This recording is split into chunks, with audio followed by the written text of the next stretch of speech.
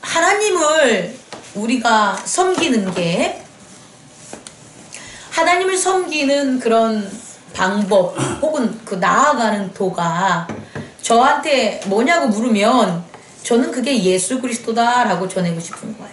다시 말해, 하나님을 경외하고 섬기는 길에 있어서 예수 그리스도라는 도를 주신 거예요. 왜냐? 너희들이 내가 하나님인 줄 알아. 양심을 통해서도 알고 우주 만물을 통해서도 알고 기타 등등 내가 너희들한테 드러나는 여러 가지 그런 보편적인 걸 통해서도 너희들이 알고 있어. 그런데 그것을 가르치고 따르는 자가 자꾸 다른 도를 가르치는 거예요. 다른 도. 하나님께로 가는 생명의 도를 우리들에게 가르쳐 줬어야 되는데 그게 이 땅에 지식적인 종교를 만들어 놓는다든지 왕의 왕권을 지속시킬 수 있는 어떤 권세로 틀어졌다든지 혹은 재물이나 혹은 어떤 물질적인 것들에 대한 탐욕으로 그것들이 변질됐더라든지. 그래서 역사적으로 봤을 때 하나님의 백성들이 온전히 하나님과 교통하는 게 아니라 오히려 자기들만의 길을 만들어 놓고 하나님을 역으로 도구화시켰다는 거죠. 그래서 이제 더 이상은 그렇게 되다 보니까 악이 팽배해지고 그 악이 팽배하는 게 결국 인간들, 다시 말해 하나님이 본인의 아들들에게서 그런 일들이 벌어지는 거 아니겠습니까? 그런 사건이 아담에게도 있었지만 사실은 창세기 6장에 하나님의 아들들이 땅의 여자들을 취해가지고 결국은 너희들이 영원히 이제 하늘나라에 못 오는 그런 존재성을 잃게 되는 거잖아요. 다시 말해 악이 드러내는 곳은 그냥 악이 악한테 드러나는 건 아무 의미가 없다. 원래 악이니까. 근데 악이 자기를 드러내는 것은 결국은 하나님의 반대되는 세계를 만드는 건데, 하나님을 가리는 세계, 반대보다는 가리는 세계를 만드는 건데, 그 가리는 세계에 누구를 이용하냐? 하나님의 아들들을 이용한다는 거예요. 결국 하나님을 잘 섬기는 제사장들을 이용하고, 하나님이 세운 왕을 이용하고, 하나님이 기업으로 풍부하게 해줬던 그런 사람들을 이용하고, 그래서 하나님께로 가는 그런 어떤 길이 어떤 어둠으로 덮여 있었다. 그래서 내가 유일하게 내가 너희들에게 나한테 오는 길을 가르쳐 주는데, 요번의 길은 니들이 세상에서 뭐 잘 살고 세상에서 왕 노릇하고 세상에서 힘을 휘두르고 하는 그런 걸 주기 위해서 내가 너희들하고 있는 게 아니라 아예 죄의 세계와 악의 세계를 내가 물리쳐버리겠다. 물리쳐버린다는 것은 뭐냐면 내가 죄의 세계와 악의 세계를 없애버릴 테니까 너희들은 지금 이제 뭐 해야 된다? 나한테 와야 된다. 그 소리. 왜냐면 나는 죄와 악을 더 이상 내가 놔두지 않겠다는 거거든요. 하나님은.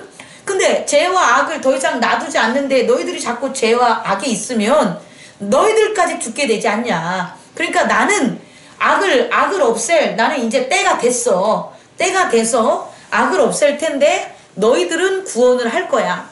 그 구원을 하는 그런 모습이 뭐냐 봤더니 내가 너희들한테 이제 나타나는데 그 나타나는 모습이 어린 양의 모습으로 나 가겠다 그 소리예요. 제물로 가겠다 그 소리예요. 나를 희생함으로 너희들을 건지는 그런 제물이 되겠다라는 모습으로 말씀이 우리에게 선포가 된 거란 말이죠. 그래서 이 말씀을 분명히 이 말씀이 예수님 당시에 떡 이렇게 있는 게 아니라 오랜 구약의 예언들에 대해서 분명히 있었다는 거예요. 그리고 그 예언들은 사도행전을 통해서 베드로나 바울이 사실은 증명해요. 믿지 않는 유대인들에게 혹은 믿으려고 온 이방인들에게 우리가 전하는 도는 우리의 생각이 아니고 예수가 이 땅에 태어나면서 바로 예수가 전한 그 도가 아니라 예수라는 인간이 전한 도가 아니라 원래 태초부터 오랜 시간 전부터 하나님께서 그의 뜻으로 세운 선지자들을 통해서 구약의 말씀으로부터 우리에게 주셨다. 그 말씀으로 주신 그 내용, 그 언약, 그 어린 양, 희생양이 바로 누구다? 예수 그리스도다. 너희들도 잘 알겠듯이 이 예수 그리스도는 애굽에서 가나안 땅으로 우리 조상들 백성을 이끌 때에 10가지 재앙 중에 마지막 10번째 재앙인 장자 문설주에다가 어린 양의 피를 뿌림으로, 그러니까 그 문설주에다가 그 양의 피를 뿌리죠. 뿌림으로 그 문설주에 양의 피를 뿌린 곳은 장자가 살게 되고, 그 말씀을 따르지 않았던 애굽의 모든 사람들의 장자들은 다 어떻게 했다? 죽었다. 그것이 그것과 동일하게, 그것과 이제 similar, 발음 맞나? 모르겠다. 비슷하게 그거 빗대어 이제 설명을 한다면, 그런 것처럼 예수 그리스도가 구약에서도 그렇게 하셨으니까 우리 신약의 오늘날 시대에서도 그 방법으로 어린 양의 피로 우리를 뭐한다? 보호해 줄 거다, 이 소리예요. 그러니까 어린 양 예수 그리스도 양의 모습으로 온 이유는 뭐냐면, 그 양의 피를 믿는 사람만이 어떻게 된 거예요? 마음에 피를 뿌린 거죠. 구약에 있어서는 자기네 눈에 보이는 집안의 문지방에다 뿌렸다, 문설주에다 뿌렸다면 그 문설주에다 뿌리는 것도 믿습니다. 그러니까 뿌린 거 아니에요. 근데 오늘날에 있어서는 뭐냐? 그 피를 문설주에 뿌리라는 게 아니라 뭐에 뿌려라? 마음에, 너희 마음에 뿌려라. 그럼 그 마음이 뭐가 되는 거예요? 문설주가 되니까 그 뿌려진 것을 보고 거기에는 뭐 재앙을 임하지 않을 거라는 그 언약을 이제 한 거다. 그리고 그렇게 오신 분이 누구다? 예수시다라는 것을 전한 거예요. 여기가 이해가 되죠. 그래서 하나님이 이 땅에 오신 건데, 하나님이 이 땅에 오셨을 때 모습을 예전의 모습이 아닌 구원의 모습으로 오셨다라는 게 이제 첫 번째 포인트예요. 그래서 오늘날의 시대는 구약의 시대랑 틀리다는 거예요. 구약의 세대는 이 땅에서 하나님을 만나는 시대였어요. 그래서 이 땅의 육체들이 이 땅에서 불기둥, 물기둥, 회막 이런 걸로 만나서 이 땅을 다스리고 사는 거예요. 그리고 죽으면 어떻게 된다? 사망으로 간 거예요. 근데 이제 그게 아니라 이 땅에서 살게끔 하려고 하나님이 어린 양으로 온 게 아니라 하나님의 나라에 살게끔 하려고 오셨다는 거예요. 그게 구원이다. 그러니까 다시 말해, 우리는 예수 그리스도를 주로 섬기는 우리들은 이 땅에서 유대인처럼 그들의 하나님을 섬기면서 사는 그런 믿음이 아니라, 하나님이 온전하고 거룩하게 만든 그의 킹덤 오브 갓, 하나님의 나라에 살려고 우리를 구원한다는 거죠. 우리를 구원해서 뭐를? 우리의 믿음, 우리의 참나, 다시 말해 사망으로 가는 우리의 영혼, 그것을 사망으로 가지 않고 어디로? 그리스도 예수의 나라, 하나님의 나라로 데려가기 위해서 구원을 했다. 그러니까 구원의 차원이 틀린 거예요. 예전에 구약의 구원이 육체적인 한시적 구원이라면, 오늘날 우리의 구원은 육체적 한시적 구원이 아니라 영원한 구원이 되는 거죠. 두 가지의 공통점은 육은 없는 거예요. 육은 없는 거예요. 육은 당연히 사라지는 거고, 차이점이 있다면 구약은 육이 사라지고 영이 사망에 가 있는 거고, 우리는 육은 사라지고 영은 어디로 간다? 하나님 나라로 간다. 근데 하나님 나라로 가는데 가서 사는 영이 단순히 예전에 구약에서만 알고 있는 그 영이 아니라 예수 그리스도처럼 어떻게 된다? 부활한 몸을 갖는다. 우리 또한 예수 그리스도로 부활한 몸을 갖는 그런 존재. 그러니까 예전에는 존재가 어떤 존재가 있냐면 하나님, 그리고 하나님의 영에 속한 영들, 그 다음엔 뭐가 되는 거예요? 어둠. 하나님의 영에 속하지 않은 어둠. 그 다음은 뭐가 되는 거예요? 육체, 물질. 이렇게 네 가지 영역이 있다면, 이제 그게 아니라 바뀌어진 세상은 어떻게 되는 거예요? 하나님과 함께하는 영. 그 다음에 뭐가 없어져요? 하나님을 배신하는 영이 없어져요. 하나님을 배신하는 영이 없어지니까 뭐도 없어져요? 물질의 세계도 없어져요. 우리가 지금 있는 물질의 세계 대신 새로운 물질의 세계인데, 새로운 스피리추얼 바디의 세계인데, 그건 뭐냐? 물질의 세계처럼 육체도 가지고 영도 온전한, 어떻게 보면은 죄가 있는 육체가 아니라 죄가 없는 육체를 가진 세상. 그 세상이 어디냐? 에덴 동산. 아담이 범죄하기 전에 있었던 하나님과 만났던 상황. 그런 나라가 된다. 그런 나라로 다시금 회복시키고 온전하게 만들겠다라는 게 바로 오늘 요한복음 1장 29절 후반절에 나오는 그 어린 양의 의미는 여기서 찾아야 된다라는 거예요. 두 번째는, 이렇게 어린 양이 우리에게 오지 않았을 때는요, 그럼 우리는 하나님과 어떻게 교통할 수 있냐라는 거예요. 여러분 어떻게 교통할 수 있을까요? 한번 여러분들이 얘기해 보세요. 어린 양이 오기 전에 여러분이 제사로 오케이 제사를 근데 제사는 아무나 드릴 수 있는 건 아니죠.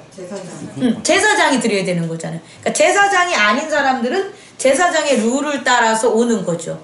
또 제사를 안 드려도 하나님을 알 수 있는 건 어떻게 알 수 있을까요? 말씀을 알아도 그 말씀이 하나님의 말씀으로 못 받아요. 그러니까 뭐가 되냐면 아까 말한 것처럼 율법으로 말씀이 아니라 율법으로 율법과 말씀은 틀려요. 율법은 말씀을 따라야 되는 거야. 말씀을 따르는 롤이 되는 게 율법이고 말씀은 그 롤의 근원이 말씀이 되는 거고 근데 우리는 말씀의 근원으로까지 가지 못하고 그 말씀이 정해놓은 것으로 따르는 규칙 속에서만 했어야 됐다. 또 하나는 아까도 얘기했지만 양심. 그런 종교행위는 아무것도 안 해도 양심. 나는 인간이니까 어떻게 해야 돼? 살인하면 안 돼. 나는 인간이니까 도둑질하면 안 돼. 이런 게 있었어요. 근데 이렇게 예수 그리스도가 오시기 전에 하나님을 나타내는 이 방법들이 이제 뭐가 생기는 거예요? 이 방법들에 악이 들어간다는 거지. 원래 이 방법들이 문제가 있었던 건 아니에요. 제사도 마찬가지고. 근데 이런 인간이 하는 방법들에는 항상 뭐가 공격을 한다? 악이 들어온다는 거죠. 그래서 제일 최초로 최초로 그러면 아담부터 갈까? 아담은 원래 알았지만 그 마음의 심적으로 있는 양심 자체가 이제 어떻게 되는 거예요? 못 듣게 된 거죠. 아담이 만약에 좀 비유가 좀 틀릴 수도 있네요. 마음의 눈이 멀었다. 그렇죠. 마음의 눈이 왜냐면 그가 마음의 눈이 먼데 지금 무슨 눈을 떴냐면 육의 눈을 떠서 벗은 것이 부끄럽다 그러는 거니까 마음의 소리라고 하자. 마음의 귀라고 하자. 왜냐면 눈이라고 하면 눈 자꾸 이렇게 환상하니까. 근데 귀. 마음의 귀로 듣는 거. 우리가 모든 물질은 소리예요, 소리. 지난번에 설명했지. 빛은 입자와 소리로 구성 파동이기 때문에. 그러니까 아담이 귀가 먹어버린 거죠. 마음의 귀가. 그래가지고 이제 못 듣게 되는 게 첫 번째 범죄. 두 번째 범죄는 악이 들어오는 게 범죄니까. 살인. 그 살인이 뭐냐면 카인이 왜 살인했냐 보면 제사 때문에 싸웠거든. 그럼 이 제사가 하나님이 가르쳐준 거룩한 제사가 아니라 악이 들어오는 통로가 된 그런 제사. 그렇게 돼가지고 이렇게 된 거고요. 또 그 다음에 왕권. 왕이 죄를 짓게 하는 게 있어. 왕. 그렇죠. 사울이죠. 사울의 계보를 가는 왕이 누구냐? 여로보암이에요.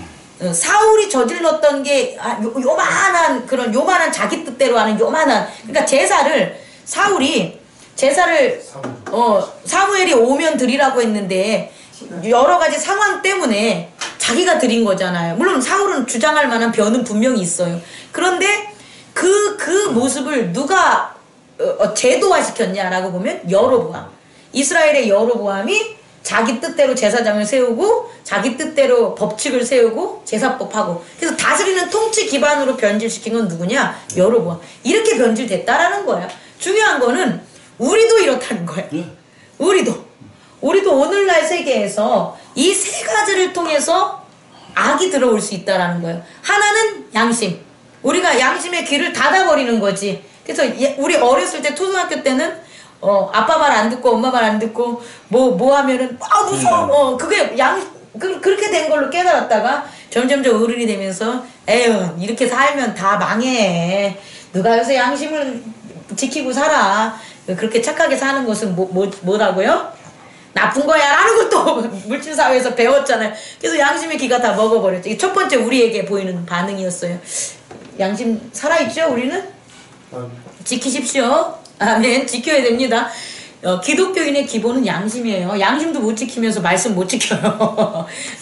그 양심에 대한 깨끗함을 회복하자. 들을 수 있는 소리를 그런 거 많잖아요. 측은지심. 불쌍한 사람을 보면은 측은하게 여기는 수호지심. 의롭고 정의로운 일이 있으면 그걸 따르려고 하는 것들. 또 뭐 있죠? 그게 지금 삼강오륜 하는 건가 내가? 그게 유교가 유교가 사실은 양심을 기반으로 했기 때문에 제가 얘기해 주는 거예요. 그래서 그런 것들이 있었다 자연적으로. 두 번째는 아까도 얘기했지만 제사. 죄를 제일 많이 진 건 뭐냐면요. 잘못된 하나님을 섬기는 종교예요. 저는 물론 제가 이렇게 잘못 해석할 수도 있죠. 당연히 저도. 그런데 그 잘못 해석했다고 누가 얘기를 할지언정 하고 싶은 얘기는 이 땅에 존재하는 모든 종교는 하나님이에요. 다시 말해 절대자를 찾고 섬기려고 세우는 게 종교가 맞다는 거죠. 그런데 중요한 건 자기들이 전하고 실천하고 전하고 따르고 행하는 건 하나님이 아니라는 거예요. 대표적으로 어디서 많이 보냐면 유대인의 구약에 보면 이방신들이고 이방신이 사실은 원래 많았던 거예요. 뭐 어디부터 얘기를 해야 되나? 그 가인의 제사부터예요. 아벨과 카인의 제사가 있었잖아요. 그럴 때 아벨의 제사는 받았는데 카인의 제사는 안 받았잖아요. 그죠? 그리고 카인이 추방당하잖아요. 그럼 카인은 추방당한 다음부터 하나님을 안 섬겼겠냐는 거예요. 그렇지 않아요. 카인이 하나님에게 나 저기 못 갑니다. 차라리 저 좀 죽여주세요. 제가 어떻게 저를 야만인들 세계에서 삽니까? 좀 못 갑니다. 그랬더니 무서워서 저들이 나 죽일까봐 못 가. 그랬더니 카인에게 증표를 주잖아요. 카인을 죽인 자는 7배의 벌을 받는다라는 그 증표를 주고 떠난잖아요. 그러면 결국 카인은 아담의 자손들이 섬기는 그런 세계는 아니지만 그 세계보다 더 악이 거하는 세계에서 누구를 섬긴다? 하나님을 섬긴다는 거예요. 그럼 다시 말해 카인의 후예들은 하나님을 섬기되 어떻게 카인이 방법으로 하나님을 섬긴다는 거예요. 그런 것들이 오늘 구약에 있는 역사로 보면 이방인들이 되는 거죠. 그러니까 이방인들이 하나님을 섬기는 거 그러면 카인의 후예들은 다 어떻게 되는 거예요? 그렇게 이방인들이 되고 그렇게 하나님을 섬겼다라고 보면 되는 거죠. 다시 말해 제가 전하고 싶은 것은 하나님과 예배, 제단이 악이 들어오는 두 번째 통로라는 걸 얘기해주고 싶은 거예요. 악이 그냥 들어와서 자기가 왕 될 수 있는 곳. 그게 첫 번째는 양심의 영역, 인간의 양심의 영역이라면 두 번째는 뭐다? 제사를 통해서. 그래서 우리 교회 같은 것도 수많은 교회들이 있지만 사실은 그 교회에 이단이라는 것도 있잖아요. 그리고 또 교회 중에서도 요한계시록에 보면 정말 사단의 터위해진 교회도 있고 또 온전하게 생명책에 기록되지 못할 교회 특성들을 다 가지고 있잖아요. 한 교회 빼놓고는 빌라델피아 교회 빼놓고는 그런 것처럼 왜 그러냐 본다면 거기에 뭐가 있으니까 악이 들어온다. 세 번째는 악이 들어올 수 있는 건 뭐다? 통치기구, 가브먼트가 되는 거죠. 통치기구라는 왕권을 가지고 있는, 힘을 가지고 있는 곳에 악이 들어오는 거예요.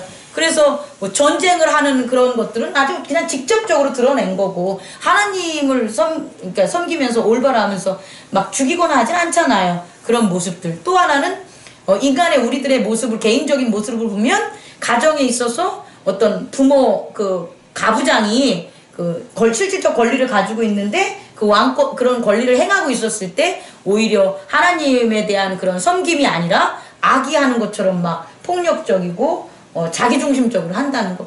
이런 의미에서 또 교회도 있죠. 목사가 가브먼트 교회의 어떤 나는 통치자야 라는 식으로 이제 그렇게 가지고 있었을 때에 그런 걸 하면 거기에 뭐가 적용할 수 있다? 악이 들어올 수 있다라는 거예요. 이제 중요한 건 뭐냐면 이런 악의 통로 속에 우리가 뭐 했다?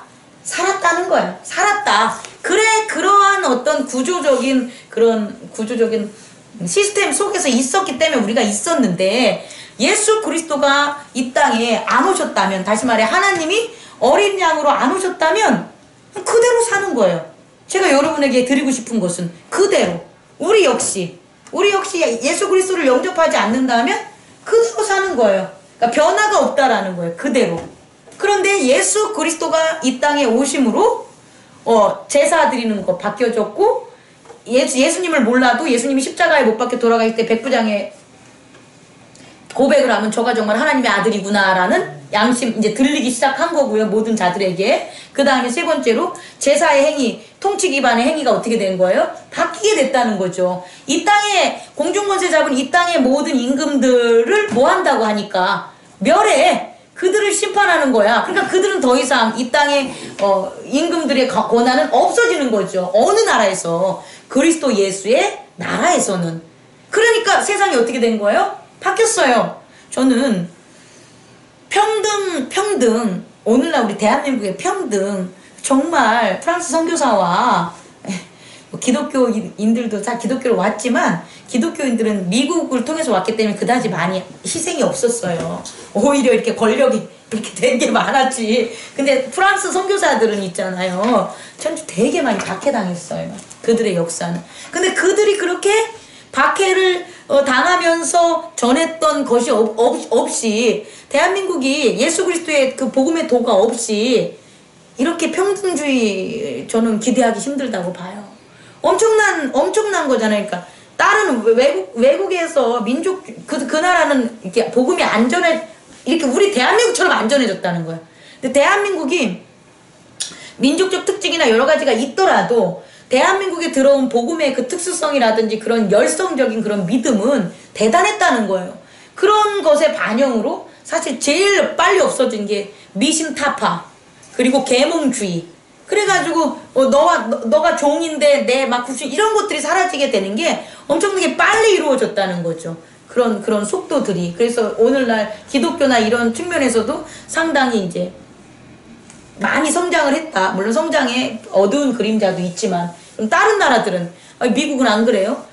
미국이 서양의 그런 어떤 문화적인 토대 위에 이성적 토대 위에 기독교와 이 한국적인 그런 한민족 한국적인 그런 사상 문화적 토대 위에 기독교가 틀려요. 그 부분점이 좀 있어야 돼요. 그러니까 서양은 원래부터 헬레니즘이에요. 그러니까 로마, 그리스 그 중점적인 이성론자들로 보면 돼요. 그 이성론자들이 기독교를 전해서 그 이성론자들이 좀 변한 것 뿐이지. 유대인들과 우리 한민족 같은 경우는 동양적인 그런 종교사회의 그 근원이 없어요. 이해하시죠? 그러니까 우리 대한민국의 저는 기독교는 정말 특수하다고 봐요. 그런 것들이 전해졌기 때문에 이런 게 이루어요. 근데 이제 공산주의는 왜? 중국도 사실은 우리가 같은 좀 차이는 있겠지만 중국도 동양적인 특성이잖아요. 근데 그 중국은 우선 공산주의가 문제였고 그렇게 들어왔을 때 기독교가 들어왔을 때 공산주의가 문제였고 또 하나는 사상적인 체계가 되게 어떻게 되냐 사상의 체계가 되게 많았다는 거죠. 그러니까 다신이 많이 있었다는 거 다신. 일본도 마찬가지예요. 동양적인 사고지만 얘네들이 뭘 가지고 있냐 다신론적인 성격이 되게 강했어요. 동남아시아도 마찬가지예요. 얘네들도 동양적이지만 뭐냐면 다신. 근데 대한민국 이 한민족은 그렇죠. 난 그게 되게 대단하다고 보는 거예요. 왜냐면 그 틀을 깨는 게 되게 쉽지 않아요.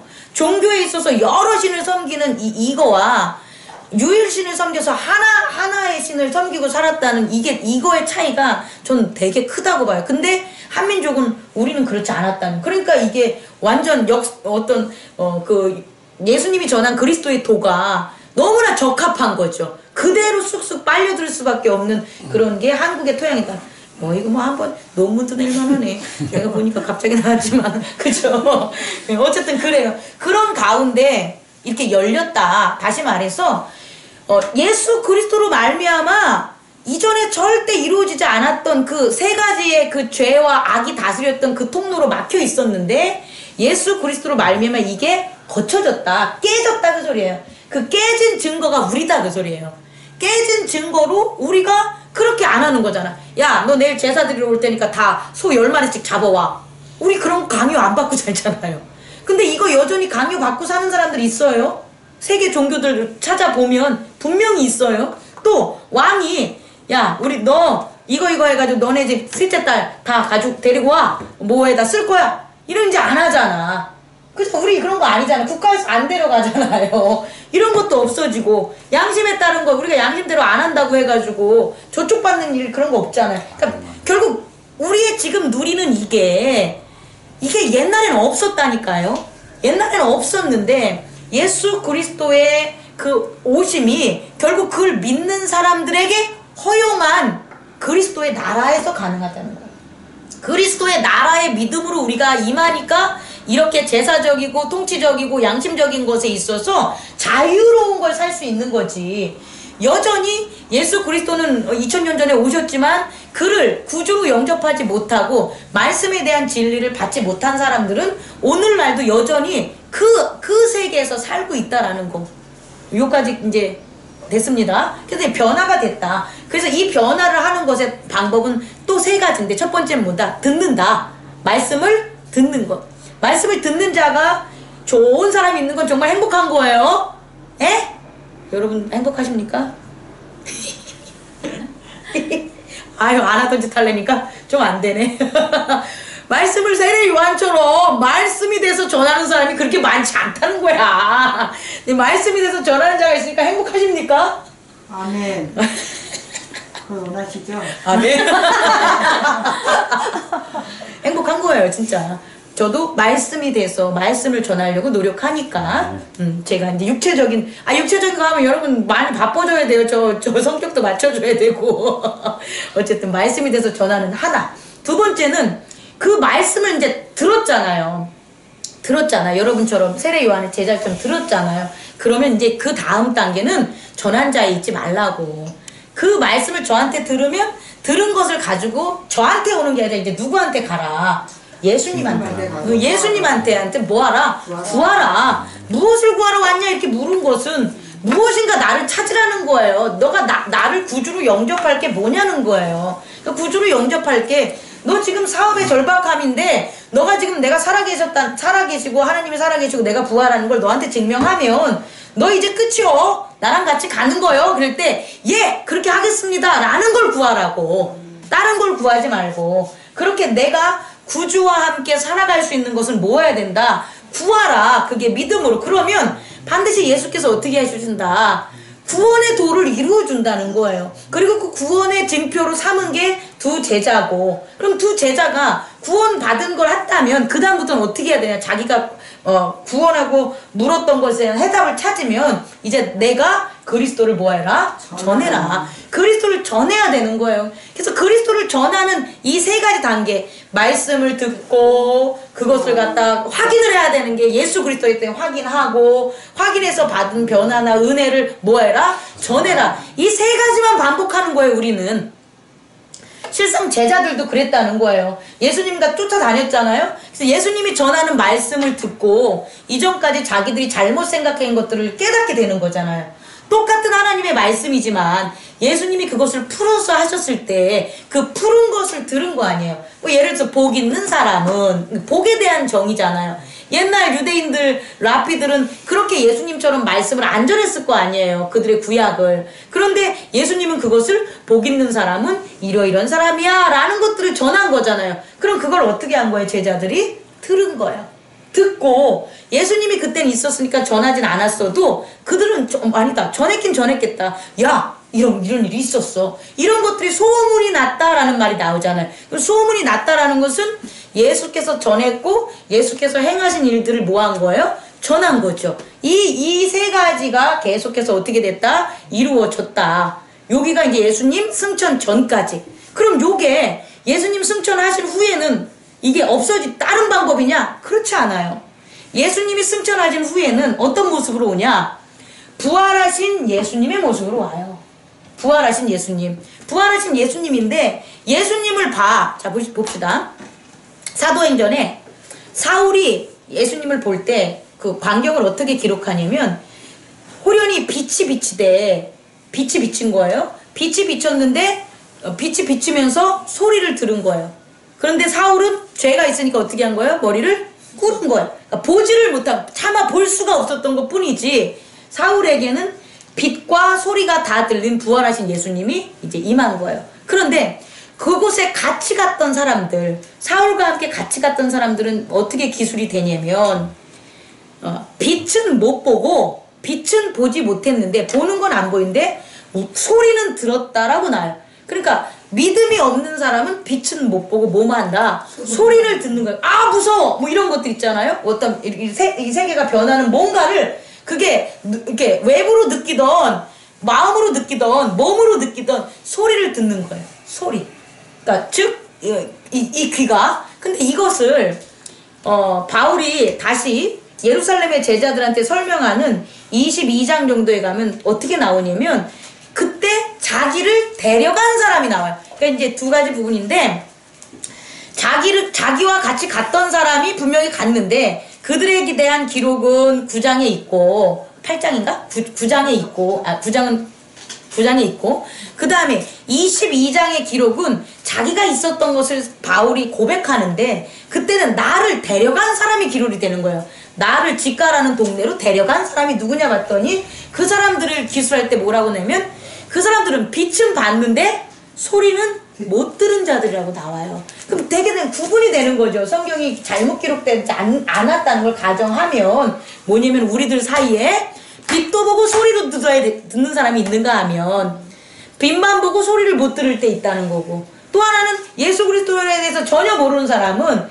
빛도 못 보고 뭐다? 소리도 못 듣고, 혹은 소리만 듣고, 이렇게 나눠진다라는 거예요. 그래서 빛도 보고 소리도 듣고, 다시 말해 말씀을 듣고 깨닫는 사람은, 부활하신 예수님을 보고 깨닫는 사람은 드물어요. 성경에도 나와요. 오직 뭐한 사람? 하나님의 택함 받은 자들, 그들을 통해서 부활하신 예수님이 이 땅에 드러내는 것을 증언하게 되는 거예요. 여기까지 이해 가죠? 그러니까 우리가 이전까지는 예수님 부활 전에는 예수님이 통해서 제자들과 같이 보여준 걸 뭐 전혀 다른 패턴으로 이루어지는 게 아니라, 우리에게도 부활하신 예수님이 동일하게 우리에게 뭐예요? 말씀을 깨닫게 해주신다는 거예요. 그리고 부활하시기 전에 살았을 때 이렇게 예수님이 어떤 공생애 때 기적 같은 거 일으키잖아요. 그런 기적 일으킬 때 두 가지 요소들이 있다라는 거. 하나는 성령의 충만함, 또 하나는 뭐가 되냐? 천군 천사 당연히 같이 한 것처럼, 부활하신 이후에도 부활하신 예수님이 그 보여주시고 말씀을 깨닫게 해주면서 천군 천사와 성령이 같이 어떻게 된다? 동일하게 우리들 삶에 있다라는 거예요. 자, 그러면 성령님과 천사에 대해서 얘기를 해드리겠습니다. 천사는 쉽게 얘기하면 하나님의 심부름꾼이 천사죠. 그러니까 거기에서는 전쟁하는 사람도 있고, 소식 전하는 사람이래. 전쟁하거나 소식 전하거나, 이런 영역은 틀리지만 어쨌든 천사의 종류도 사람의 종류만큼 많을 것 같아요. 제 생각에는. 그렇지 않겠습니까? 하는 역할마다 다 틀리니까, 틀리다고 생각을 한다면. 그런데 이런 천사의 역할은 물질 세계와 비물질 세계와에서 일어나는 일들이에요. 어떻게 얘기하냐면, 물질의 세계에서 있는데 우리가 물질의 세계에서 보지 못하는 거죠. 그 보지 못하는 세계에서 천사가 역사를 해요. 자, 없는 세계가 아니라 무슨 세계? 있는 세계. 있는 세계인데 물질의 세계에서 우리가 지각으로 보지 못하는 그 세계에서 역사하는 게 뭐다? 천사다. 그러니까 우리가 지각의 세계가 아닌 믿음의 세계에서 우리가 이렇게 세상을 바라보면 보일 수 있다 없다? 믿음의 세계에서? 그러니까 믿음의 세계가 바뀌어. 그러니까 지각으로 이 세상을 바라보지 말고 믿음으로 이 세상을 바라보면 이 세상에서 천사가 하는 일을 볼까요? 못 볼까요? 볼 수 있어요. 그 볼 수 있는 게 뭐냐면, 최 권사님이 지난번에 얘기했잖아요. 빛이 비쳐서 그 빛 따라서 가가지고 실제적으로 저 기찻길까지 가가지고 돈 빌려온 거, 아빠 눈 아파서 했을 때 오얏 니자 보이고. 그러니까 실제 세계에서 일어나는 거예요. 그런데 눈으로 봤기 때문에 안 일어나는 거지, 실제 우리들의 세계에서는 뭐다? 우리가 보지 못하는 곳에서는 천사가 뭐한다? 하나님의 명령을 수행하고 있어요. 우리 땅 밑에서는 뭐가 있어요? 지렁이가 지 역할을 하고 있잖아요. 근데 보지 못하는 것 뿐이잖아요. 그러니까 천사도 마찬가지다라는 걸 제가 여러분에게 얘기하는 거예요. 그런데 성령은 아니에요. 성령은 그런 물질의 세계가 아니라 나의 세계예요. 나의 세계. 나의 내면의 실체적 세계. 나의 내면의 세계. 그러니까 나의 믿음의 세계인 거예요. 나의 믿음의 세계에 성령이 있어야 내가 믿음의 눈으로 보는 거예요. 밖에서 성령이 하나님의 일을 막 하는 게 아니라, 성령이 하시는, 성령은 우리 안으로 보내준 거예요. 그래서 예수님께서도 성령을 뭐하라? 받으라. 그리고 성령이 머리 위에 있는 걸 본 거는 성령이 그 사람에게 뭐 한 거예요? 그 사람의 내면의 실제적 세계에 임한 걸 보여준 거예요. 그러니까 성령이 충만하다는 건 뭐냐면, 성령이 우리 안에 내면의 세계에 역사하는 것, 그 내면의 세계에서 그 충만한 게 성령의 역할이라는 거예요. 그래서 성령의 열매들을 보면 다 오래 참음과 희락과 온유와 평강과 사랑함과 이런 게 나오잖아요. 그건 밖에 있는 게 아니라 어디 있는 거예요? 우리의 내면의 세계에서 성령이 우리에게 충만하게 있을 때 우리가 그의 말씀을 듣고 그의 말에 귀 기울여 듣고 했을 때 어떻게 하는 거예요? 그런 것들이 우리 마음을 채우는 거예요. 우리 마음속에 있던 시기와 질투와 욕심 그런 것들은 사라지고 성령이 있으니까 성령의 열매들이 우리의 내면의 세계에 가득한 거죠. 그래서 성령의 세계, 내면의 세계에 가득한 성령이 있으니까 눈으로 보는 게 아니라 뭐로 보는 거예요? 믿음으로 보게 되는 거예요. 그렇게 눈으로 보지 않고 믿음으로 보니까 어떻게 되는 거예요? 하나님의 천사 사역들이 움직이는 것들을 우리가 즉각 뭐 하는 거예요? 볼 수 있는 거예요. 그게 바로 사도행전에 모든 제자들이 예수의 복음을 전하는 그런 모습들에서 다 증명이 됐다라는 거예요. 그래서 우리 또한 우리가 말씀을 듣고 그것을 갖다 찾고 찾아야 되는데 그거의 말씀에 대한 그 말씀이 우리에게 무엇을 구하냐는 우리의 삶의 습을 찾아야 되는데 구하고 찾고 문을 두드릴 때 결정적인 역할을 하시는 게 누구냐? 성령님이시라는 거예요. 이 안에서부터 내면의 세계에서. 그래서 우리가 구하는 걸 찾을 때 성령의 목소리를 듣고 찾아. 구하는 걸 찾을 때 문을 두드릴 때 성령의 목소리를 듣고 찾아. 그러면 우리는 어떻게 되냐? 열매를 맺는 거예요. 그리고 그 열매를 맺음으로 우리가 보는 이 세상이 바뀌는 거예요. 그렇게 보지 않고 그 성령의 소리를 듣지 않고 제가 지난번에 이렇게 해서 이렇게 됐으니까 이렇게 할게요. 이렇게 한대 봐요. 그럼 우리 눈앞에 보이는 세상은 그냥 그 세상인 거예요. 그 세상밖에 펼쳐지지 않아요. 그런데 우리가 성령의 말씀을 듣고 그것을 갖다 구하고 찾고 하면서 그렇게 하겠습니다 하고 세상을 믿음의 눈으로 바라보면 전혀 다른 세상이 우리에게 열려 있다라는 거예요. 여기까지 이해 가시죠? 요게 우리들이 가야 될 길이다. 그리고 이 길은 예수님께서 나다니엘에 얘기한 것처럼 어떻게 얘기하냐? 야, 나를 통해서만, 인자를 통해서 하늘이 열렸고 거기 사다리가 내려왔는데 뭐냐? 천사들이 올라갔다 내려갔다 해. 사실은요, 이것을 예증하고 예표한 게 누구냐? 미리 얘기한 게 야곱이에요. 야곱이 사닥다리에 올라가서 내려갔다 올라갔다 하잖아요. 그거는 하나님의 세상, 너를 나의 백성으로 삼아서 나 하나님이 하려는 것들을 너에게 보여주겠다라고, 그러니까 교통 열린다는 거예요. 이전까지는 그게 안 열려 있걸랑요. 근데 열어놓겠다. 누구에게만? 야곱의 자손들에게만 열어놓겠다는 거예요. 그래서 야곱이 실제적으로 이스라엘이 된 거죠. 야곱이 이스라엘이잖아요. 그러니까 이스라엘 민족이 하나님의 선택된 민족이 된 게 바로 여기에 있다라는 거예요. 그래서 우리는 이와 같은 진리를 아니까 우리가 노력해야 될 건 뭐냐면 첫 번째는 말씀을 들어야 돼요. 말씀을 듣는 것에 게을리하지 마세요. 제가 동영상 올리는 말씀을 수시로 봐주세요. 물론 엄지척은 하세요. 엄지척도 하시고 그냥 계속 들으세요. 그러니까 제가 전하는 게 아니라 그렇게 편의적으로 그렇게 들으시면 여러분에게 오는 성령의 목소리가 있어요. 그러니까 제가 전한 말씀을 그대로 달달달달 외우고 들으라는 소리가 아니라 그것을 들어서 교회 공동체를 우리가 참여한다는 말씀에 참여하는 거잖아요. 그러면 그 참여하는 내 삶 속에 성령이 저한테 하는 여러분들에게 각자에게 하는 말씀이 있는 거예요. 그럼 그 말씀을 모아라. 그 말씀대로 이제 순종을 하시면 되는 거예요. 예? 그래서 이제 제가 얘기하고 싶은 건 말씀을 첫 번째 뭐하라? 들어라. 읽을 시간이 없으면 뭐하라? 듣는 거라도 많이 하자. 보고 듣고 하자. 두 번째는 기도하셔야 돼요. 기도 구하십시오. 구해야 돼요. 그 구하는 게 어떤 나의 이익적인 것 때문에 구하지 마시고요. 하나님의 구원의 증표가 된 이익이 되는 걸 구하세요. 하나님이 나를 구원해줬어 라는 걸 전할 수 있는 걸 전하라고. 시컨 어디 가서 나쁜 짓 하면서 하나님이 나를 구원해줬어 전할 수 없는 거잖아요. 그런 걸 위해서는 기도하면 안 된다는 거예요. 그러니까 하나님이 이 일을 하셨어, 하나님이 이 일에서 나를 구원해줬어를 전할 수 있는 것들은 다 뭐하라? 기도하라 라는 거예요. 그래서 이제 제가 이제 간증이 들어가는 거예요.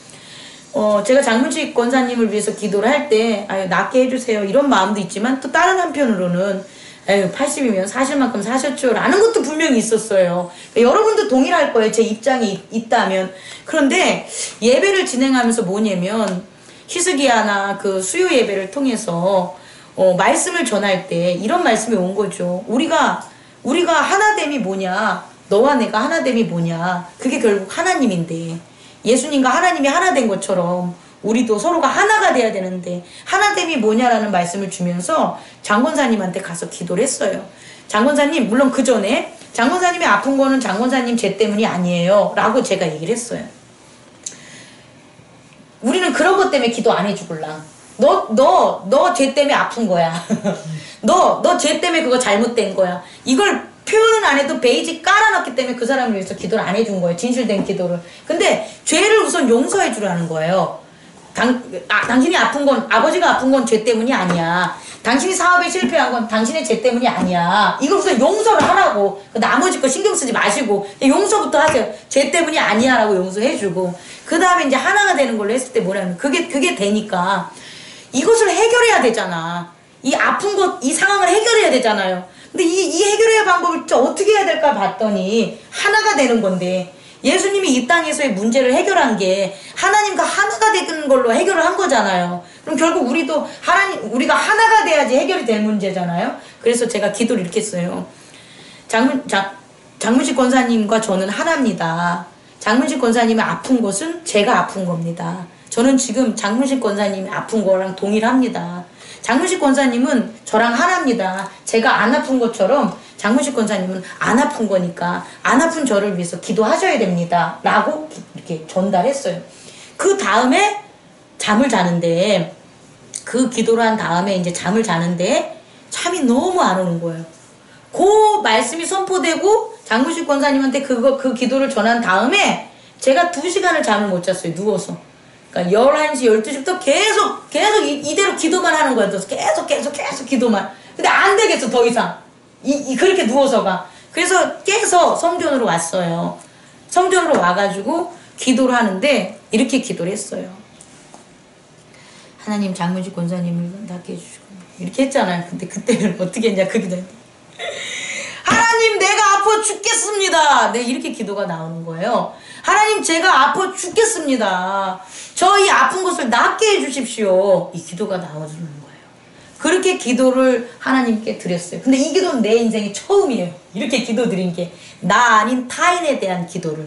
여태까지 저는 다 타인으로 생각했는데 그렇게 기도가 나오더라는 거예요. 그리고 그 다음부터 이제 변화가 생긴 거죠. 제가 계속해서 장권사님 볼 때마다 하루에 적어도 3번 정도는 가서 기도해주고 하고 또 그걸 계속해서 했어요. 계속해서. 그랬더니 약간의 어떤 변화나 뭔 있었지만 열매는 그 기도가 다 이루어졌다는 거예요. 첫 번째 드린 기도는 뭐였냐면 통증 없게 해주십시오 기도였어요. 통증. 너무 아프니까 그 아파서 그 짜증내고 하는 게 너무 볼 수가 없는 거예요. 사실상은. 그래서 통증 없게 해달라는 기도를 했고요. 2번째 기도는 교회에 하나님 덕이 돼야 되지 않겠습니까? 하나님 목사 아빠 아닙니까? 하나님께서 치유해 주심으로 증거까지 전했으면 좋겠습니다. 라고 제가 기도를 했어요.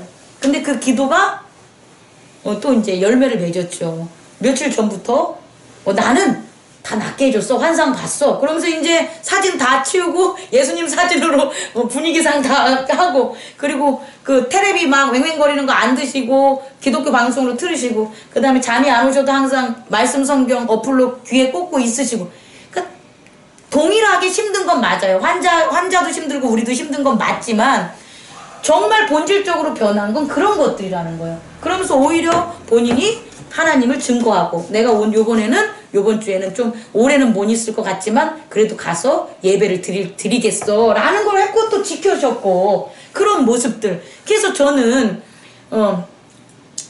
반드시 우리가 방법과 그 예수 그리스도의 방법대로 안 가서 그런 것을 경험을 못하는 거지.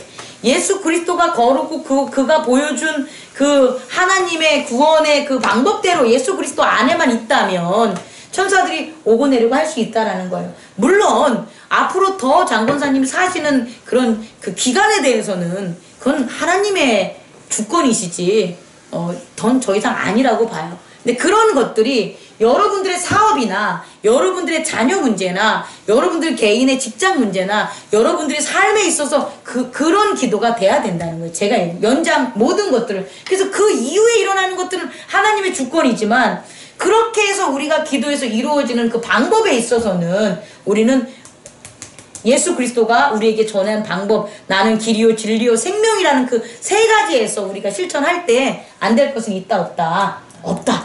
그렇게 가는 저와 여러분이 되기를 원합니다. 그렇게 되리라고 믿습니다.